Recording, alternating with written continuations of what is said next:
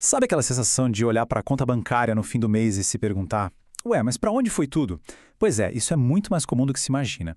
Até para quem rala bastante e tem uma renda legal. Nessa análise de hoje, a gente vai mergulhar num caso real, um atendimento do especialista Admilson Longo, lá do cuidadofinanceiro.com, que mostra direitinho como dá para identificar e, o mais importante, sair dessa cilada financeira. Vamos nessa? Ah, e um recado rápido antes que a gente começar. O caso que vamos analisar aqui é real, mas todos os dados foram trocados para proteger a identidade de quem participou. Combinado? O objetivo aqui é puramente educativo. É aprender com a situação e não sair por aí replicando tudo sem uma análise própria. É uma sensação que frustra, né? Parece que a pessoa está correndo numa esteira sem sair do lugar. Todo santo mês, um esforço gigantesco para pagar as contas, mas quando olha para trás, a situação é a mesma. Muita, mas muita gente se sente exatamente assim. Então, vamos entender o cenário. A gente tem aqui um casal de profissionais super competentes, com ótimas carreiras, mas que estavam, sabe, num verdadeiro beco sem saída financeiro. Uma fatia enorme do que eles ganhavam ia direto para pagar um empréstimo pessoal que parecia um poço sem fundo. A frase que eles usaram e que resume tudo é essa aí: a gente só paga juros e a dívida não diminui. E claro, uma pressão dessas não afeta só o bolso, né? Tava minando a qualidade de vida do casal. Isso cria um ciclo de estresse, de ansiedade, que impede qualquer plano de futuro, qualquer sonho de construir alguma coisa. Para quebrar esse ciclo, a abordagem tinha que ser outra.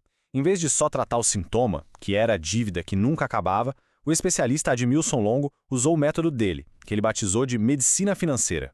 A lógica é bem direta, ir a fundo para encontrar a causa real do problema e não ficar só no superficial.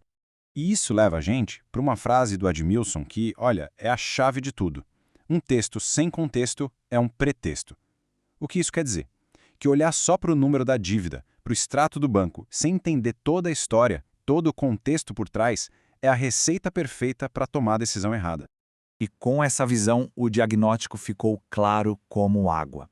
O problema mesmo não era a dívida em si, mas a total falta de uma estratégia. O casal estava só reagindo, sabe? Pagando a conta no piloto automático todo mês. E essa falta de um plano estava, literalmente, fazendo com que eles rasgassem dinheiro em juros. Certo. Com o problema real finalmente na mesa, qual seria a solução? Bom, não era nenhuma fórmula mágica. Era sobre a necessidade de tomar uma decisão consciente e, mais importante que tudo, uma decisão estratégica.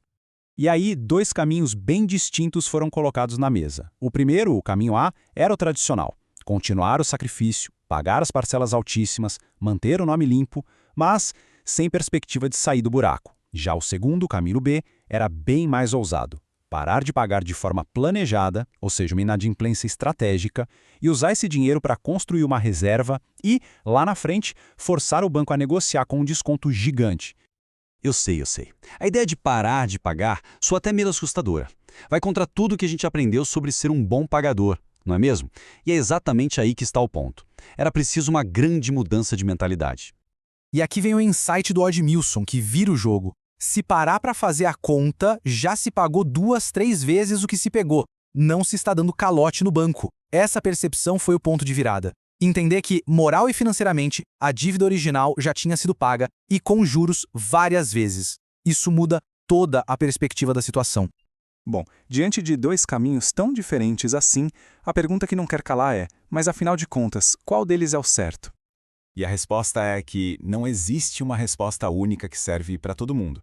O objetivo de um bom planejamento financeiro não é dar uma receita de bolo.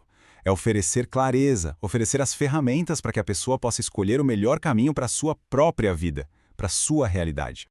A grande lição que fica desse caso é essa transformação. É deixar de ser um pagador passivo de contas que só reage para se tornar o estrategista da própria vida financeira. É sobre analisar os fatos com a cabeça fria, em vez de agir só pela pressão, e tomar decisões baseadas em um plano, e não só no sentimento de obrigação. Porque no fim das contas, ter saúde financeira não é sobre juntar rios de dinheiro, é sobre construir uma base sólida para ter uma vida com mais tranquilidade, com mais propósito e principalmente com mais segurança para fazer escolhas e planejar o futuro.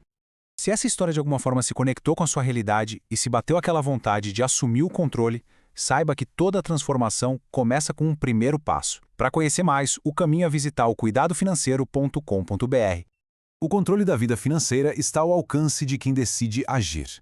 Essa foi uma análise baseada na metodologia e num caso real do especialista Admilson Longo, da Cuidado Financeiro.